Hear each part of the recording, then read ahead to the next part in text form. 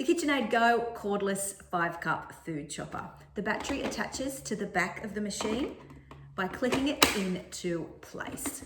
There are 2 pulse activated speeds to choose from, one for softer ingredients like tomatoes and herbs, and 2 for harder ingredients such as carrots. There are 2 accessories included, a whisk accessory and also a multi-purpose blade.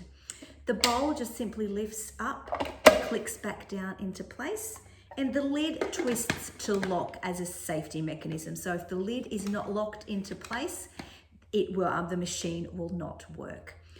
The bowl, the disc, and the multi-purpose blade are all fine for the dishwasher as well. So the 5-cup cordless food chopper does not come with a battery. The battery needs to be purchased separately, and it comes with a 1-year warranty.